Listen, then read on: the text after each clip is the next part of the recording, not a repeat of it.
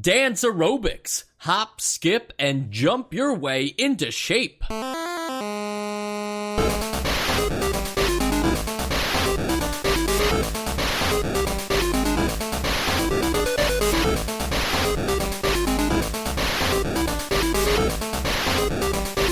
And welcome to Nostalgia, a chronological exploration of every NES game released in North America. I'm Mike. I'm Sean.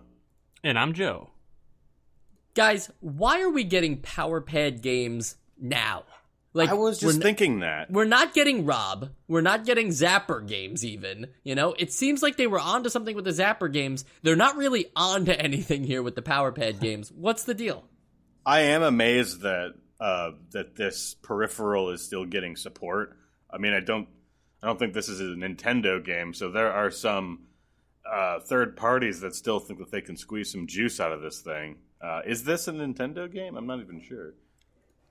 I honestly don't remember. Nothing about this game will like, you know, the first thing I think about when I think about Dance Aerobics is not like, who got the copyright on the bottom of the title screen? You know, I just didn't look. Oh, you but know I think what? it was It's made Nintendo. by... Oh, it is? Okay, because it was Nintendo Bandai. Yeah. Okay, Nintendo was it North developed by America, Bandai Japan. whatever? I don't know. Okay, that makes sense to me. Let me clear up something here. That to me that means Bandai made this game.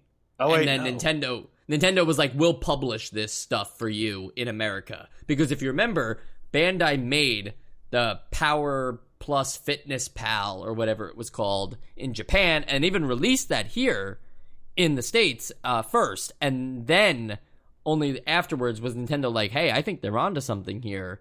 We should just buy the Family Fun Fitness Pad from them and recall it the Power Pad. And they should have just recalled the whole product.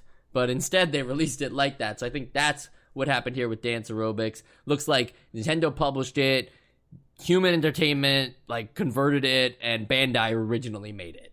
Yeah, so that was I completely missed the developer being Human Entertainment, which sounds kind of half joking for some reason. But I think it's like they're obviously aliens pretending to be humans. But you'll remember them from Super Team Games and World Class Track Meet and Athletic World. Like, who could forget? Yeah, that's their bread and butter right there. Are these like, you know, you're going to camp, you're working out style games.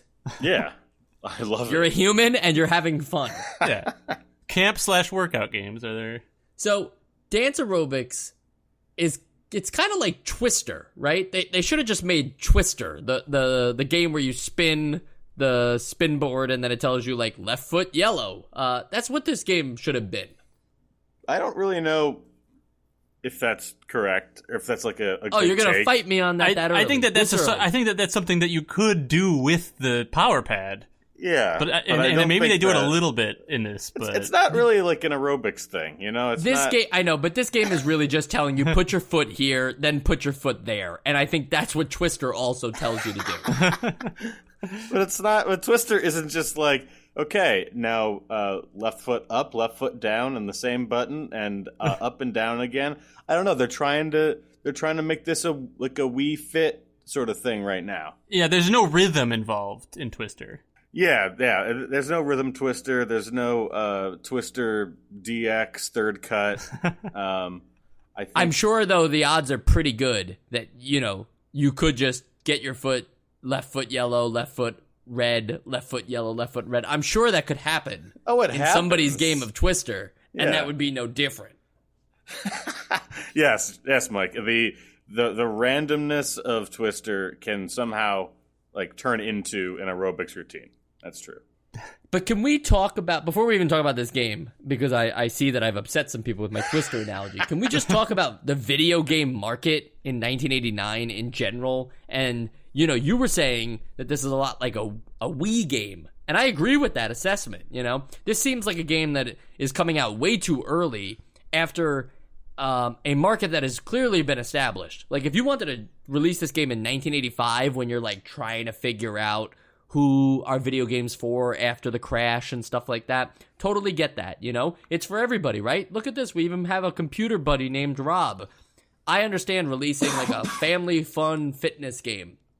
But in 1989, where we're just consistently getting like games made for like teenage boys over and over and over again, all of a sudden for dance aerobics to come out, it feels so out of character for the system now at this point. Whereas if you just glance on the Wikipedia page, you'd be like, oh, okay, they tried that and it missed. But now it actually, because we're playing chronologically, it feels out of place. I was just going to say, because it does feel like we do get a sprinkling of game. I mean, Sesame Street 1, 2, 3 or ABC or whichever that was. Classic. It felt like also it was like, hey, they figured out a way to use this video game system like as a tool to teach your children. And like, it's not really a game in the way that we're used to. And like, this is, I don't know, there's still, I feel like there's still some creators out there that are like, oh, there are interesting things that you can do specifically with the power pad. Like somebody really believes in the power pad and knows that one day dance pads will take off and like is not willing to quit on it. But like I do feel like once in a while there's always like a weird game every like 15 games or something that completely breaks the rules of what a game is so far, for better or worse. No, I agree with that. But in terms of this specific game and within the ecosystem of dance pad games, I think this is the best application so far. I think that the ones that were like you're like they give you the story that you're at camp and this is you running, and you just have to stomp on these two buttons over and over, and to jump you have to jump. But like this is more 1-to-1. Like you could argue that the game can't really enforce that you do anything with your arms, like our little friend that teaches us everything. But everything else is like it's more of a tool than was it Team Games or whatever was? Yeah, Super Team Games. Yeah. Okay, well, for one, you clearly stole my notes for this episode, and you hit every single bullet point that I was about to go through for the remainder of the episode. So, folks, it's all done now. Yeah, you might as well just close it out. But, no, seriously, this one works. I actually was proud of this game while I was playing it. Like, I wouldn't say I had a great time, but I was proud of, like, wow, they finally figured out a useful demonstration of how a power pad could work. At varying skill levels, too, because there is, like, warm-ups, and then there's, like, a full 20-minute programmed routine.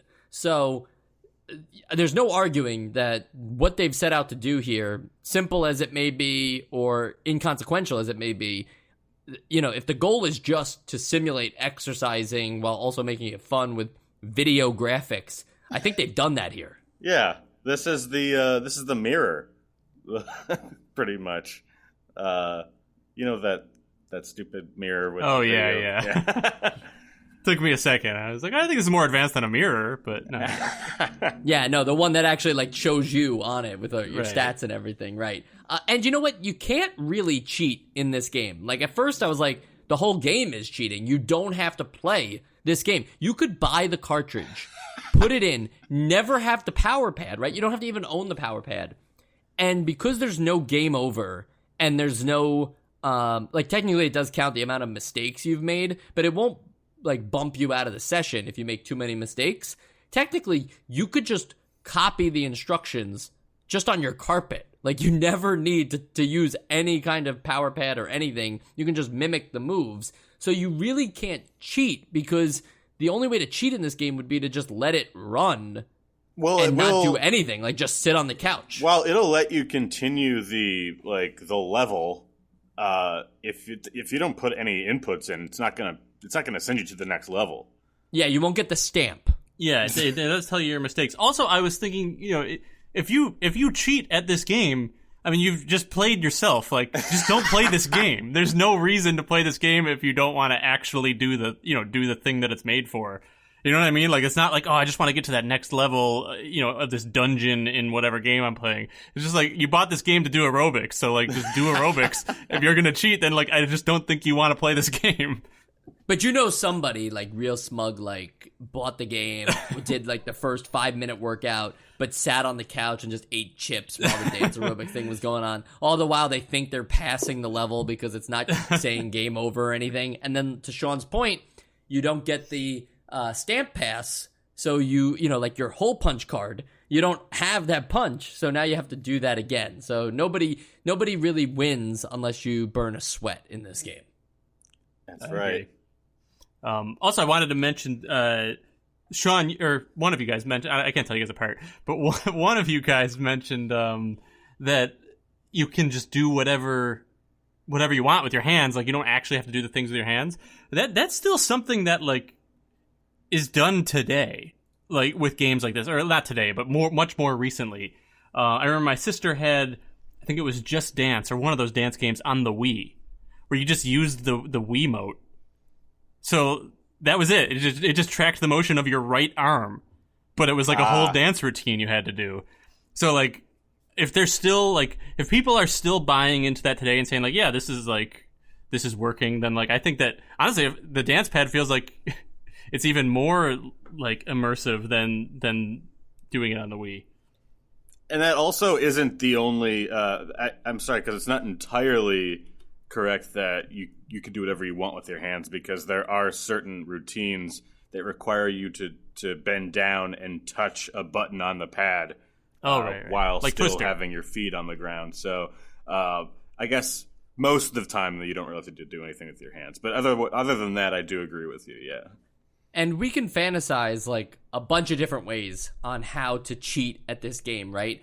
But ultimately, like, you're the person who paid for the game, right? And now you're putting it in there. Like, there's nothing worse than like, either brute forcing or half-assing, like, a video game that you own, you know, in a certain way. Like, that actually, you're the one robbing yourself of the experience here. So I know what Joe's talking about, because there are plenty of Wii game examples. I think even, like, real video games on Wii, like, technically Skyward Sword, you know, that like requires you to slash in certain directions for certain enemies. And there are people who will go, like, all in on those slashes and do, like, a very, like, swordsman-like diagonal slash to make sure that it registers. And then there are other people who will just, like, flick their wrist diagonally, you know, and they'll be like, you know, and just keep doing it. It's like, who's really getting the reward there? I think the guy who, like, goes all in on, like, owning that his Wiimote is the sword is the guy who's actually getting something out of his game. Right. But in that, like, that other guy who's just flicking his wrist, if that's the way he wants to play it, like, I get that for Skyward Sword, for something like that. He wants to go through the story, he wants to just kind of use it almost like a button, rather. I don't get somebody cheating at dance aerobics, because you're not getting anything else out of it other than aerobic. Like, at least Skyward Sword, you're getting the story, you're getting other elements of this gameplay, you're getting the puzzle. This, you get nothing out of it if you do anything other than, like, try and do the aerobics. The funny thing about this game is I'm sure that all three of us didn't play it as intended, because we could never get that pad to work. That's true. We all sort of cheated, actually. Yeah, we all cheated, and I just played this game on an array on my keyboard. So I guess I wasn't getting too many aerobics, but definitely get my fingers a workout. I did the aerobics. I played on the carpet. You know, like I said, you don't have to own a power pad to do this. So I don't know what's more funny, the fact that we played with our fingers to actually play the game, or you played on the carpet, not actually interacting with the game. It's no different than playing Stack Up. Exactly.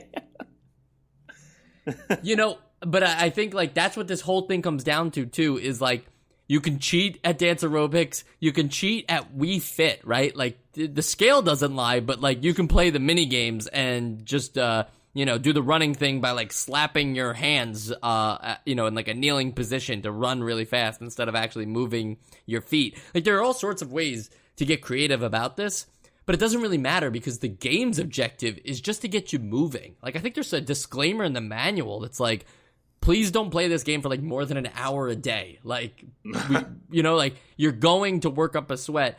That's, like, what the game is selling you here. It's selling you a workout. It's not a video game. We shouldn't be talking about all the different ways to cheat, because it doesn't even matter. The objective is something that the game doesn't track here. The game is trying to keep you in shape and it has no way of knowing if you're getting better shape or not. It's true. You're on the honor system. Yeah, they should have built in a scale to the power pad. The menu bothered me a little bit. It just says, which would you like? I don't think that's appropriate language for the menu. You know, it should just present the options. Which would you like? And then just 4 options? I don't know. Something about the wording of that just feels like a bad translation or just like a straightforward translation. Which would you like? I've never heard anybody say that to me before. If somebody offered me a variety of options on something. If somebody offered you food, maybe. I'm talking about like someone offers you 4 game choices. They're like, which would you like? Well, what if somebody was like, hey, do you want a free board game? I've got 4 here. Which would you like? But I bought the game. I'd like all of the options, right? I'm going to play through all which of would them. you like? So do you want it to say, like, which would you like to play first? Do you want it to be longer? How about just like select your mode? So you want them to be more dominant. Yeah, exactly. I just wanted it that every button just takes you down the list and then it loops back around no matter what you do. No. I just wanted to act like a fitness trainer that is bullying me. You know, it's like, will you just pick a mode already? Immediately. Like, we've got work to do. Well, some of the other things that are said, like I think I'm just watching a video right now, and the trainer says in between, "Try again, relax, and improve." It's very I don't know. It's kind of like it's very supportive. Like I didn't know. Well, it also says relax and improve though. Just I don't know. It's just funny to me. It implies like she didn't say, "Hey, you didn't do great there." She just said improve. I think that it's a very soft but firm hand that any good dance instructor wearing a unitard would sort of say to you. That's true. I thought we were arguing for more of we wanted just a firm but firm hand. The other funny thing about I think there's a story to this game, and the story is you start in your huge loft in the middle of a large city, and not only do all of as you're doing this, your loft is both drifting away from the city and sort of like falling into an abyss. Yeah, you didn't read that as like, okay, because I just want to interrupt you for a second. I see the Empire State Building and the Chrysler Building in the background, and where can you be where the Empire State Building and the Chrysler Building are that close, but also like you must be to the east of them to see them like that in that kind of perspective. So she's got to be living inside of the old Citibank building in Queens. that's the only possible place that you tracked her down. That's the only place she could be. But why is the skyline? I can get why it's getting darker. It's just at different times of the night, but why does the city seem to be receding away from you and over? I didn't over notice time? that. I just noticed it right now. It's like it's setting. It's like you're the planet and the city is like revolving around you. It's like the sun setting. Yeah, I don't know. I think that you must be on like an artificial gravity cylinder that's slowly rotating away from the city. I read it more like you're moving up to if you're on floor 55, which you must be to be that high up to the Empire State Building and the Chrysler Building to begin with. It's like as you move up floors too, so they become lower. I guess see now if they were going up, that would imply that your building was collapsing while you were doing dance aerobics inside of it. Yeah, I guess that makes more sense than the city actually falling away from you. I like the idea that they like just weren't thinking clearly, and they're like, yeah, like the sky, the stars and the sky sets behind you, but then they like forgot to detach the city from that layer. Yeah. That would be odd. Yeah. Okay. I'm going with Mike's analogy here. I was also going to say maybe they're just mad at flat earthers and they were just trying to show no, the earth is so round that buildings set with the sun. All right, you talked about the stamp pass thing, that you collect your stamps if you do well enough to move on to the harder workouts, if you will. that's kind of like your hole punch card. I made that joke earlier, so that's out the window. We're going through the show notes very quick here. But did you think that the stamp pass thing was actually a worthwhile included feature, or should they just have given you everything from the start?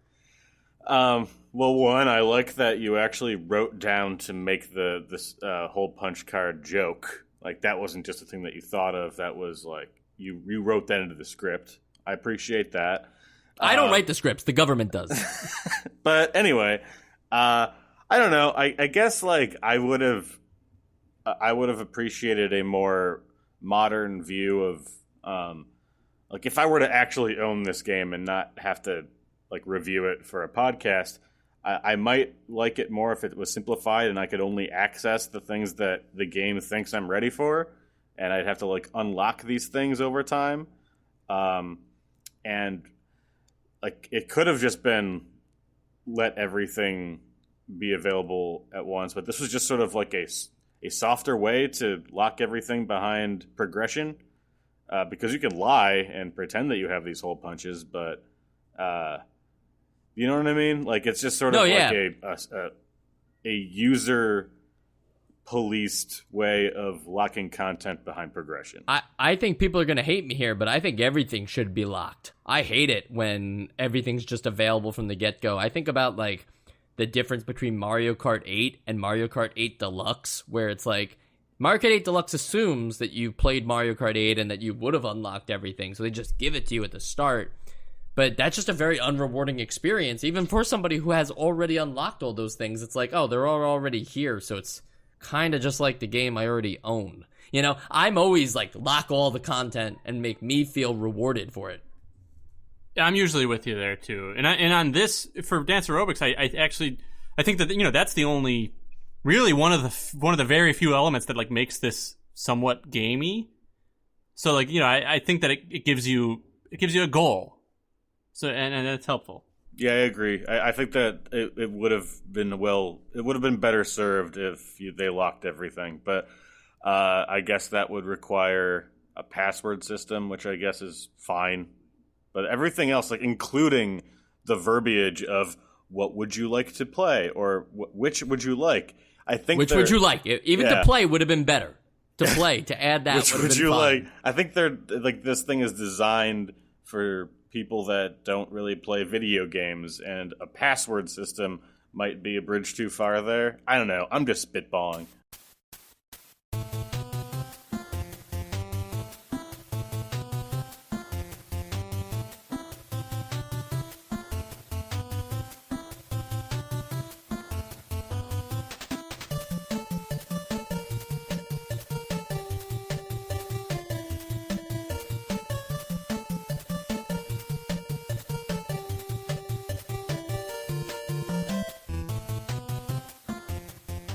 The other mode that we kind of need to talk about, because, like, the dance aerobics thing, we could have talked in depth about that, but I think Sean explained it best, where it's just like series of patterns and rhythms. Like, I don't know how much fans want us to get, you know, in depth with that and be like, oh, it was this one crazy combination where you go all the way out and all the way in. Like, we're not going to do that here. So I think instead we're going to talk about the Matt Melodies mode, which I wasn't expecting, but was like a welcome surprise. Probably the most fun the game has to offer, right? I didn't even get to see this. Where was this? It's on the menu. You probably didn't understand the menu, what it was asking you. It was on the menu? See, you played yourself. You probably didn't know what it meant when it said, which one would you like, or whatever it said, and you just went in. Oh, man, I feel like a big numbskull right now. It's not technically, like, it doesn't say Matt Melodies, but there's, like, I think the fourth option is, like, for some fun and game stuff. Yeah, it's like Playroom or something. Yeah, the Aerobic Studios. I did this. There's, what is the one? There's the one that's, no, it's not Aerobic Studios. There's another one. I'm looking at it. Oh, it is. Oh, Pad Antics. Oh, Pad Antics. That's the one, yes. Darn, I'm a goof. Well, if you missed it, so I'm just going to explain it to you real fast. There's a couple different modes here, but the first one just lets you, like, play around on the dance pad, and it makes sounds like a piano, so you're kind of like at FAO Schwartz in Big, you know, where you're just you're just, like, playing around on a real life piano or whatever with your feet. Into this. Yeah, and then the next mode, though, it, like, plays Mary Had a Little Lamb and shows you like sheet music along with it, and then you can copy that with the power pad. I almost called it the dance pad, honestly, because that's what it became. It's kind of confusing. It's almost nonsense, honestly. Like, the sounds, like, if you're not in sync, you could just sound like you're just making garbage. But if you can figure it out, it's a really fun little mini game that they should have continued to add on. This could have honestly been its own game for the power pad.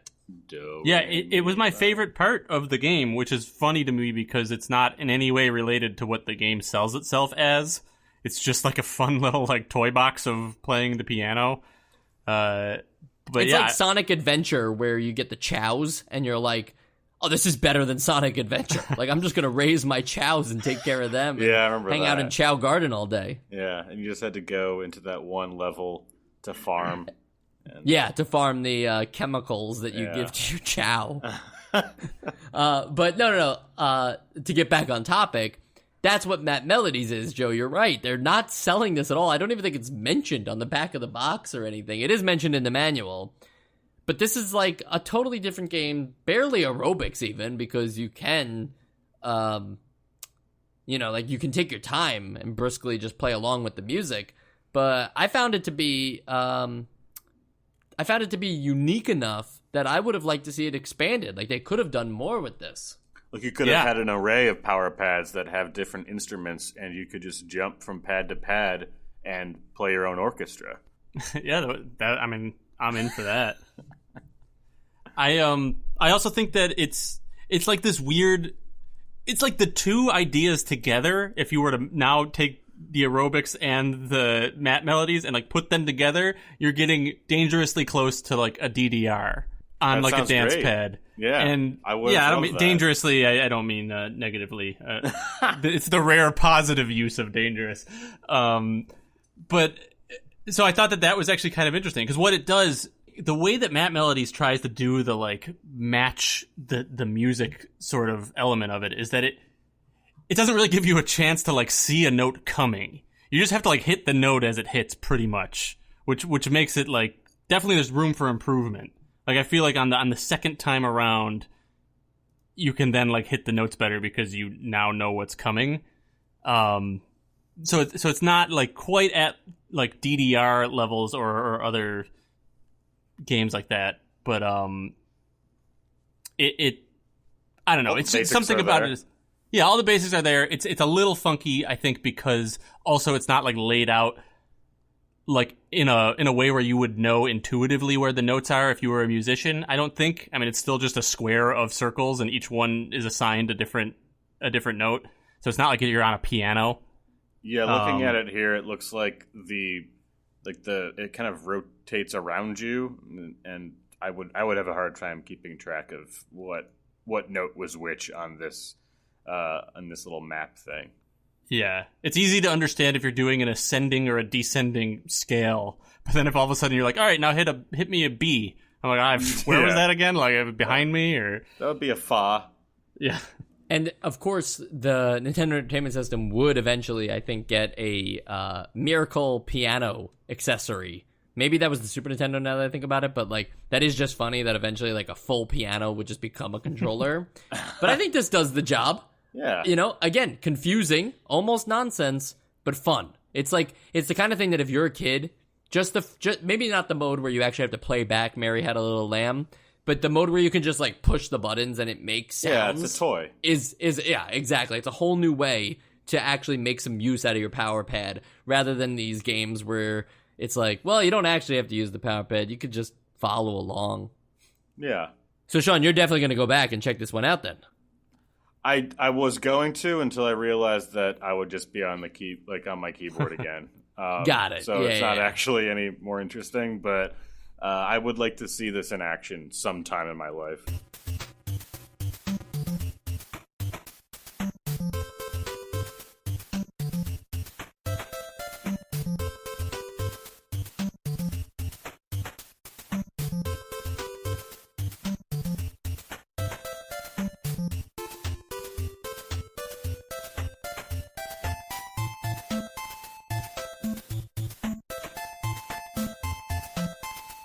Now, the year is 1989, so we'll give we'll give everything the benefit of the doubt here. But is this game marketed just a little too hard towards women specifically? Like, I know that the video game market in general is not exactly catering to women in 1989, but it just seems like everything about this game is from the box art to the manuals to the girls in the unitards on the screen and everything like that. Everything about this game implies that like boys shouldn't be playing this game, and that just feels weird to me. There are men on the front cover of the manual. Okay, it looks like there's actually like an equal number. Well, almost. I mean, I get it. Like early video games, like if it's a game that women are part of the target audience, they're just going to make it for women. But I don't know. I guess like what they could have done was put some big burly dude doing aerobics. Would that have made it easier for you, Mike? No, I don't know exactly what it needs. I'm not saying like it needs to make boys feel okay to play the game. Like that's like the opposite, I guess, of what I'm saying. I think it's just kind of unfortunate that, like we're barely getting enough games that have like female protagonists, and then finally you get like this game that is clearly just like all about, even if you look at the Family Fun Fitness and the Power Pad box and stuff like that, a lot of those things are just have like women on the power pad and stuff like that. This idea that like women need to use the dance aerobics, cartridge and that's how they do exercise. It just feels, I don't know. It just feels like it's in poor taste today. I'm not saying it was in poor taste in 1989. Who knows? Just doesn't feel like, feels a little aged now with that in its. Yeah, I'd agree with that. Yeah. So I think during the Super Teen Games episode, we came up with the idea that of like DDR on the NES, and why didn't they do it? Because they had the power pad. Now you've seen Matt Melodies, and I think Joe came close to saying like this is DDR on the NES in certain respects. But did this game make you long for any new uses of the power pad? Have we come up with anything more creative than just DDR on the NES now that we've played this one too? Honestly, I think Twister's a good idea. We've had board games. We've had power pad games. Why not the one board game that uses a pad? I agree. I think that, and it could have had extra. You could have had multiple people on the pad. Not that the game would be able to tell you who was who on the pad. I don't think it's that small. I think 3 kids, right, age 7, could play Twister on that power pad. Let's do the math here. So there's exactly 3 kids. Only 3 kids total could ever play this, and there would be no room once everybody's limbs have their spot. There's nowhere to move. I just don't see it. I think that even if you had a Twister video game, like I guess if the game was going to be the one that enforces if somebody fails, and be like, player 3, let go of this button, and therefore you lose. Like, I think it's still best played as a piece of plastic with a little spinner. Right. If you can't actually enforce anything, what's the point of playing? In that respect, the NES game is just worse. Now, I don't think that would stop anybody from seeing the cash grab opportunity and just making it anyway. But yes, you're in a way, we're glad they didn't make it because they couldn't have done it properly. Yeah. So that's why, in my opinion, the power pad is out of ideas, and it should probably stop now. But do you think it's over? I'm getting the idea that it's not. What about? I'm just looking here at other human entertainment games on the NES. What about Monster Party? Monster Party? It's made by Human Entertainment. Maybe that's a power pad game. I feel like you're doing some foreshadowing here, but... What about Street Cop? I would imagine that's not a power pad game. You'd be wrong. Wow. Street Cop? It's a game where the player has to chase after criminals while jumping over things and use a club to apprehend foes. I don't know why you wouldn't just use your gun. But then you wouldn't really be apprehending them. You'd just be killing them. killing them. Yeah. The player has to step on the buttons corresponding to each of the cop's actions, such as moving, jumping, and clubbing. Clubbing is a foot action. Can't wait. It's a foot action. Or maybe they're asking you to, use your hands. Maybe he's on the ground. Right, you so club him on the ground. touch the pad. So I'm looking at this. No, this could be an episode. We're gonna do this. No, I know it is gonna be an episode, and it looks like, but I think that and Short Order / Eggsplode are the only two other Power Pad games that we have to review. But technically, every game is a Power Pad game, right? Like, why can't you play Ultima Exodus on the Power Pad? Oh, we will. We have. Oh, you guys did it on the Power Pad already? Yeah. We didn't mention that in the episode? I think I mentioned it. Yeah, I definitely did. Okay. Yeah. You said a lot of crazy things in that episode. Yeah. This game is designed to make you work up a sweat. And if you played on the keyboard, you probably didn't work up a sweat. If you played like I did on the carpet without a dance pad, you probably just took breaks whenever necessary, so you didn't have to work up a sweat. But I guarantee someone's worked up a sweat playing dance aerobics. And that's why we're going to work up a sweat when we decide whether dance aerobics is on the essential games list. All right, Joe, why don't you warm us up here and give us your vote on whether dance aerobics is making the essential games list? Well, I give them credit because they made maybe the best version of this of the Power Pad games that we've seen so far. I'm thinking if you lived in some weird alternate reality where the only video games that existed are the Power Pad games we've had so far, this might be essential. But here in the real world, I don't think this is essential. It's a cool little aside. I think that the Matt Melodies is more fun than the aerobics. While the aerobics does work and get the job done, personally, I don't see why it's better than watching a video and doing it along with the video. So I'm going to have to say that it is not essential. Yeah, I think for me, this isn't even what the NES is. Like we were talking about this at the beginning of the episode. Why are they making these Power Pad games? Like, this is not how I associate the Nintendo Entertainment System 30 plus years later. So it just feels like it can't be on our essential games list. Our essential games list decides like the NES games that are worth playing today. I'm not looking at this game ever with a straight face thinking like, does this go up alongside Super Mario Brothers and Legend of Zelda? Like, I'm never doing that. So I'm not even going to kid ourselves here. But I also think like, even if it is the best Power Pad game we're going to get, right? That doesn't mean much in the context of what the essential games list is. And so for me, it's a no.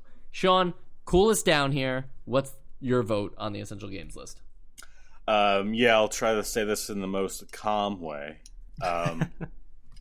This game is the most appropriate Power Pad game, insofar as it's a 1-to-1 sort of trainer thing. And I also agree that if this is the best that the Power Pad has to offer, there will never be an essential Power Pad game. But never say never. And I can't wait to play Eggsplode. Oh, now, not Sean, essential. Okay, good. I was going to say, you have to actually vote, so that's good. Thank you for that. But also, I was only saying cool down because Joe warmed up. Right. Joe was the warm-up, and then I you was were the exercise. Yeah, and how you were doing the cool down. Also, you've been a little angry this episode, so we wanted you to cool down. I get it now. I think when I ask people about the essential games list, I usually just say, which would you like? Now that one actually doesn't make sense. Where it does, you just it does like actually make like grammatical sense in the context of the game. I don't know about that. It's a stretch, but the game wants you to stretch, so maybe it wanted you to also like do some mental gymnastics as well as regular gymnastics while you're playing dance aerobics. Anyway, next week, John Elway's quarterback, back-to-back Super Bowl champion Denver Broncos, John Elway. Sean, is John Elway a name that carries on today? Yeah, he currently is I think the owner of the Denver Broncos, and he's kind of bad at that. But I think back in 1989, he was you know, he was a cool dude. Got it. It's just I'm surprised it's not Buffalo Bills QB is not the name of the game. Listen, it wasn't our time yet. That's next year. Got it. Josh Allen's quarterback is coming to PS5 for sure. If it doesn't, I'm gonna throw a fit. Absolutely. Joe, anything to say about next week's game? I will reserve it all for next week. That's perfect. Thank you so much. Unlike Sean, who was doing, the next 7 episodes. He was just previewing everything from Explode to Street Cop. It was unbelievable. You can always count on us, though, every Friday to deliver the latest Nintendo Entertainment System video game straight to you. And by latest, I mean whatever's latest chronologically for us. They're not releasing new ones. Make no mistake, there will not be a Nintendo Direct where they're releasing NES games. But maybe they will if we keep doing this long enough. I'm Michael Esposito. You can find me on Twitter at EspositoFilm. But more importantly, you can find Nostalgia at NostalgiaCast on Twitter. And that's the one you really want to be talking to because... honestly, if you send me things, I don't know. What am I going to say? What am I possibly going to say? I'm a different person. I'm removed from the podcast when I'm not on the at NostalgiaCast handles. That's where you really want to hit me up. And if you want to hit me up there, again, that's at NostalgiaCast. We're posting great things about all the games all week long. Monday to Friday, I promise content about whatever the game of the week is. And that's not an easy promise to make. Right, Sean? Absolutely not. There's a lot of research that goes into that, careful research that I then write into a bunch of show notes that Sean then hacks into my computer and reads before the episode so that he can steal them all before we record the episodes. That's how I have any ideas of, being an interesting personality. I just steal ideas. Great. Joe, don't forget Kingdom Hearts 3 was released 2 years ago. It came out. We don't have to wait for it anymore. Thank you for keeping me in Our fans check. only have to wait until next Friday for John Elway's quarterback. We'll see you then. Bye.